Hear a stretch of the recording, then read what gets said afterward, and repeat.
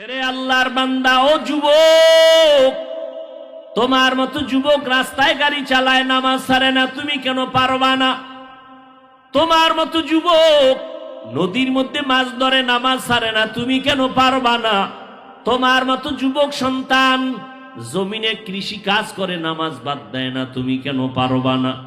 মদিনার নবী বলেন, ক্বালান নবিয়্যু সাল্লাল্লাহু আলাইহি ওয়া আলিহি ওয়াসাল্লাম, বাইনাল আবদি ওয়া বাইনাল কুফরি তারকুস সালাহ।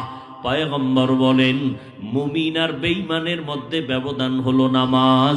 বেঈমানেরা নামাজ পড়ে না, মুমিন যারা তারা নামাজ কখনো ছাড়ে না। ও যুবক বাবারা, আজকে তোমার মতো যুবক হইয়া যদি নামাজ পড়ে, তুমি কেন পারবা না? তোমার ঘুমে কোনো ডিস্টার্ব হবে না। নবীর তরিকা মানতে গেলে ব্যবসাও ছাড়তে হবে না। নবীর আদর্শ মানতে গেলে চাকরিও যাবে না।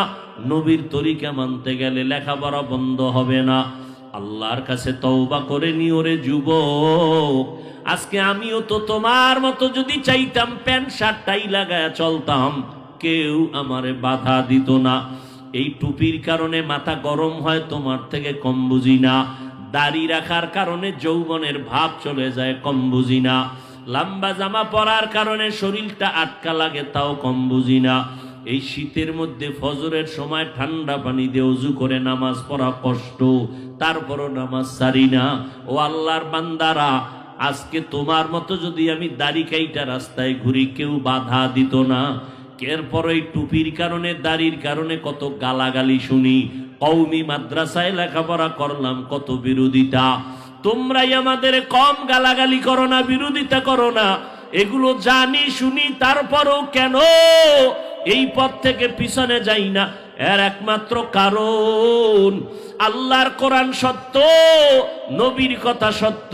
একটা কথা নবী মিথ্যা বলেন নাই, আল্লাহর কোরআনের মধ্যে একটা কথা মিথ্যা নাই। ও আল্লাহর বান্দারা, ওই কোরআনে জান্নাতেরও বয়ান আছে, জাহান্নামেরও বয়ান আছে। জান্নাতে কারা যাবে?